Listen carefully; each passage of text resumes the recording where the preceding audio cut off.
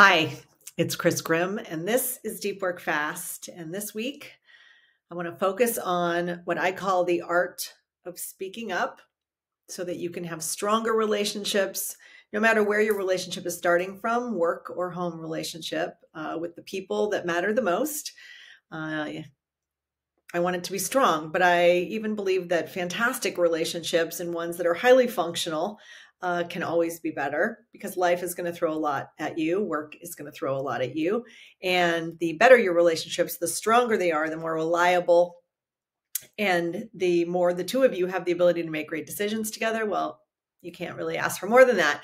So I wanted to kind of dig into this. The blog that I dropped on Monday has a lot of information for you to consider and think about. I want to focus on a few pieces today. One is one of the main reasons that that this is an issue, right? And what are the conditions that we're usually looking for? So let's just focus here first, right? So strong relationships. When I say that, I mean relationships where there is a reliable, consistent level of trust over time, right? So often people talk about trust as if it's this one-dimensional thing. I trust you or I don't trust you. That's actually not how it works. So in our relationships, let's first talk about the workplace because that is very different than our family and intimate relationships outside of work. In the workplace, right, there are three ways people usually think about trust. That is, we think about whether we can trust someone's character. We think about whether we can trust someone's competence. And then, of course, we want to know that we can trust their opinion about the things that matter. There is a model out there. I don't even know who invented it, but they talk about character, competence, and critique, 3 C's. Some people think that's annoying. It's just easy to remember. But what critique means, right, is that you trust their character, you trust their competence, and then you trust their opinion about the things that matter. And in the workplace, of course, if you are on a team or whether that's cross-functional or functional, you have to get work done with other people. In that process, as you know, the two of you have to listen to each other's opinion about what it is you're working on. And it's not always going to be the same. That's life. That's what meaningful work has to have in it. If it's worth doing, that means we're going to have change over time. We're going to have data that one person has and the other person does not. We have to be able to share that information, but also hear people's opinion about it. So if and we do not trust their character, most likely, if it's a basic character issue, that relationship is not going to be great, right? Maybe you think that they are going to not keep something in confidence. Maybe you believe that they actually are trying to sabotage you. Those are character-based issues, not like, are they going to steal my wallet? I hope you don't have that in your workplace, but I have met people who do have it. But in other words, does that person have my back, or what is happening? Can I trust them? And if you can, great. If you can't trust someone's character, it's very, very difficult to go to the next two levels, right? Competence is whether we think they're competent enough to do their job. Depending on your workplace, that could be, can I trust their numbers? Can I trust that they're an accurate reporter? Like they're telling me what happened in a meeting yesterday, and this is important to me. But can I trust that the way they tell the story is accurate? Are they accurately telling me? Are they competent enough to read the room? Do they understand the dynamics? Do they understand enough about the topics and the content in the agenda that then they can help me with what I need? And then, of course, the third level, like I said, is their opinion about it. And what I find the most is that if there's no character and competence, then the trust cannot exist. And then I really don't care what you have to say about me, my team, my work, etc. Now, I will say, like I was saying, that at home, earlier I mentioned it's not the same. We build and maintain trust based on different criteria in our intimate relationships, in our habitual interactions with our family members. And if you live with people, it is different than family members and intimate relationships that you don't actually live in the same place with. Similar in the categories, character and competence and critique, of course, but how that looks and feels every day obviously is going to feel different. And you might have different criteria that you apply, of course, to home. So let me move us on. Why else do we care about this? Well, first of all, we are going to have interactions with other people that aren't great. That's life. People make mistakes. You make mistakes. I make mistakes. And so strong relationships should be a relationship where each person is able to recover from those problems, mistakes, etc. We should be able and know how to apologize to each other so the other person can hear it. We should know how to clear up all the uncomfortable details around that situation, not ignore it, not pretend like it didn't happen, not give kind of a half apology. So strong relationships, we know how to do that and we can recover. And the last thing has to do with that, right? If we don't resolve issues, a relationship can't be strong because it's not clean. So when I say clean, I mean that every time there's an interaction or an issue, whether it's little or it's really, really big, a strong relationship, the two people can clean it up. We can have the conversations that are necessary to either come to an agreement that we're going to be okay with whatever happened, even if it can't be repaired, or we're going to do the work to have whatever interactions needed to resolve the issue so that it's cleaned up for both people and that issue doesn't impact the relationship anymore, right? So I'm asking a lot. I have very high standards around this. And of course, I get to do that because I coach people and I've been doing it for 27 years. And I know how to foster and maintain strong relationships. And what I'm teaching you today is a very big part of it. In fact, in some cases, it feels a little like secret sauce because for some strange reason, most people take this for granted and don't understand that the ability to build a strong relationship and keep it that way is highly dependent on the people in the relationship knowing that it's a safe place to speak up about the issues that are related to topics that could upset the other person or already have, or that you feel upset about and you need to get resolved, right? That's what safe space is. And that actually is how relationships, specifically the ones that matter the most, should work. So I want to talk a little bit about how to do that. I'm going to talk about two things today. About two things that I want you to learn about. One is that if the relationship communication is going to work and you're going to be able to speak up, you need to get clear about what it is that you need to say to the other person.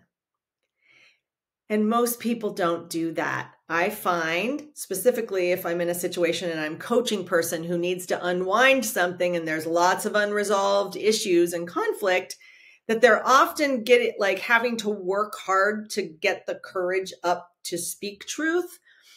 And because they don't have real skills or practice around it, they either do it when they've had a drink, which I don't recommend that. I know liquid courage is a thing, but I say to people all the time in the workplace and in your home situation, if something really matters and the relationship needs to be cleaned up, please try to do it when you're sober. Because liquid courage is not the best version of you, even though you might blurt out the truth. That's not what I'm talking about. I'm talking about you having the skills, the mastery to speak your truth, to speak up in a very purposeful, intentional way, and as articulately as possible so that the other person can hear you, right? So the first step is you getting clear on what that is. And maybe doing a little dress rehearsal with yourself. And that brings me to the second thing, which is most people, when they're practicing, that's what I'm going to call it, when you're thinking about this conversation that's happening and maybe you're a little nervous about it, is most people practice a version in their head of the worst case scenario, right? So I find when coaching and I find out they've been thinking about this thing, they've been preparing for this conversation, and a lot of their assumptions is it's going to go sideways.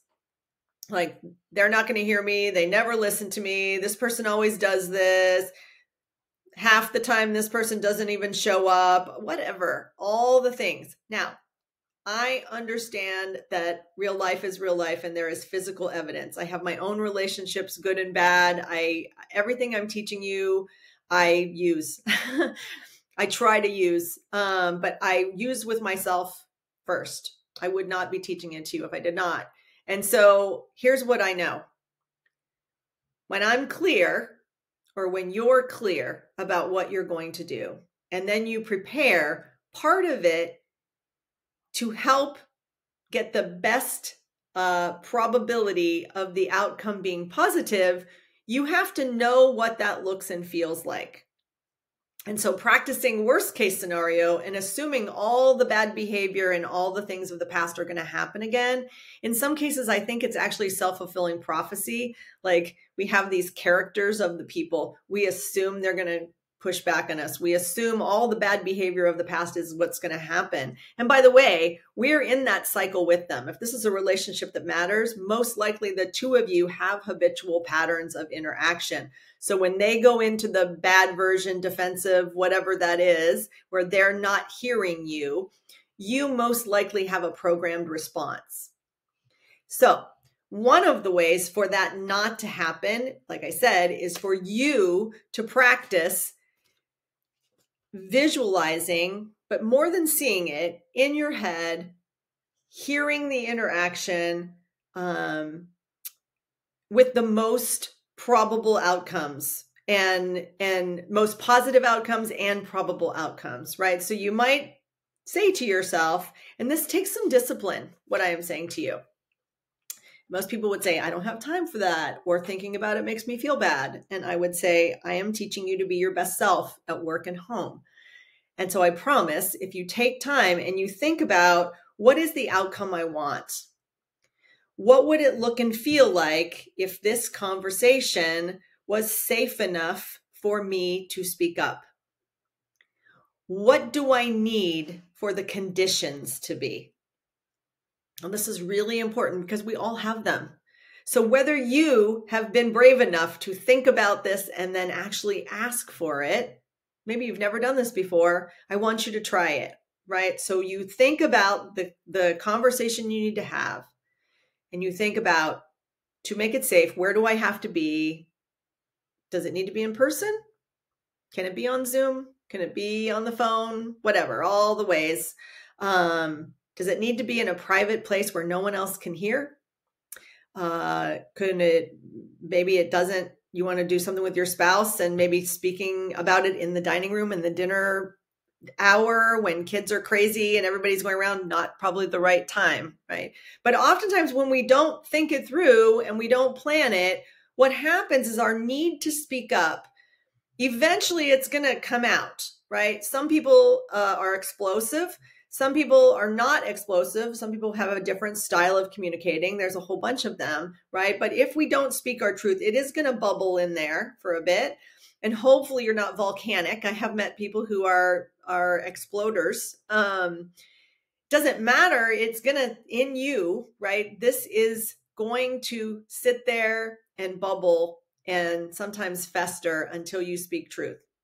And you owe it to yourself and the relationship to be able to do it. So again, finding the right space and time to do that so that you and the other person are as close to your best as possible, least amount of distractions and interruptions. And then, like I said, if you can imagine that in advance in a calm way, right? So that your body feels what it could feel like if the most positive outcomes happen. And as you're thinking about that, of course, your brain, which is self-protective, is most likely going to sneak up and try to tell you that that's never going to happen. It's going to be the worst case because that's what you've had in the past. So then you negotiate with yourself and you say, okay, so here's the best case. Here's the most positive version of this situation. And here over here is the worst case. And it's the one that we've been so afraid of that we haven't spoken up. We've procrastinated, right? You've avoided it. Now, in the middle are the things that are the most probable. And so you thinking it through with an eye on the most positive is going to help you get close to that. Now, if you don't take the time to do this, most likely you're either going to get the worst case outcome because you're not being purposeful and anchored into the version of you that has to show up in this situation to get the positive one, right? You're one of the characters in the story too. So often what I'm doing in coaching is talking people through, let's just talk briefly about this. Let's talk about the worst case for a second. Let's put that away. Let's talk about the best case. And now let's think about the conditions and the behavior and the tone of voice and the words that you're going to use to get as close to that positive version or not. Now, there is something else, one last thing I want to teach you today, and it's called MSU. I did not make this up.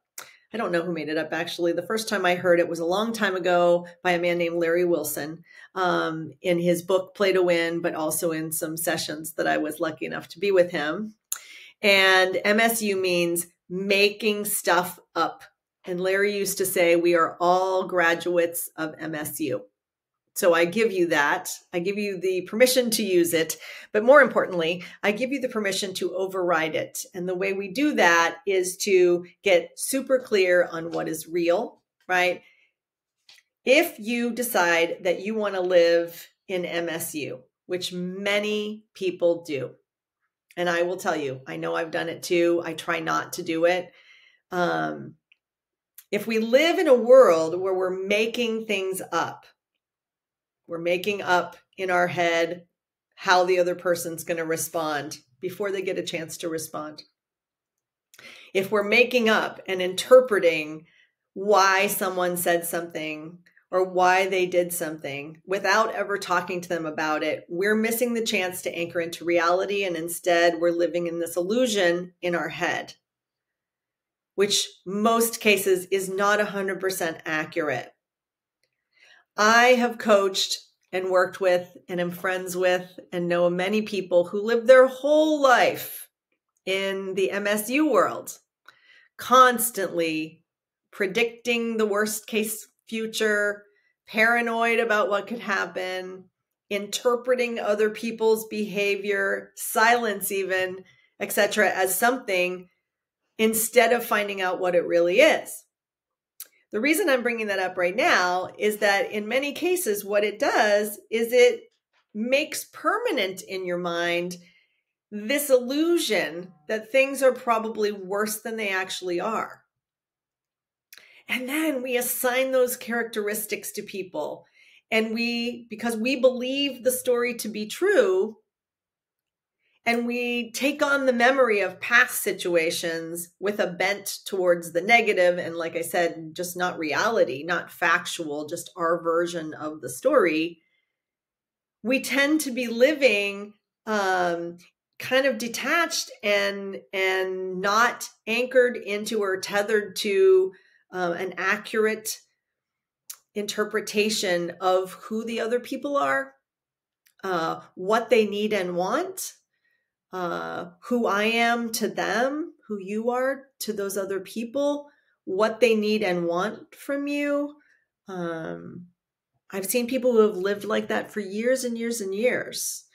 I've met people in the workplace who haven't spoken truth for 5-10 years. For real. It's sad to me. It is career limiting, everybody. Rarely does that work for the long haul, and it definitely doesn't work in the world that we're in today. Because with the complex problems and the information flowing and the internet, by the way, social media, etc., it is harder and harder to live in kind of this fantasy land. So I would say to you, after today, I've given you a new term, at least one, right? So we don't want to be graduates of MSU. We want to overcome that. We want to lose the need to live in some kind of created reality, and we want to anchor into real life, even if it's uncomfortable, right? I want you to get super clear if you haven't been speaking up, if you haven't spoken your truth to the people at work or home, and you have important things to say, and you have needs and wants that maybe aren't getting met, or maybe you know for sure that you aren't meeting their needs or getting them what they need to do what they have to do. It's time, right? I know you want stronger relationships. I know you want to reliably be able to trust other people, and I know you want them to trust you. And I know you want the ability to recover from any mistakes or issues. So please do this work. I offer this to you. I know this is hard work. That's why this is deep work fast. So grab the blog. And if you want to know more about this, or you run into a roadblock because this is hard stuff today, this is advanced. I'm asking you to dig deep. You know where to find me. Okay. Have a great day.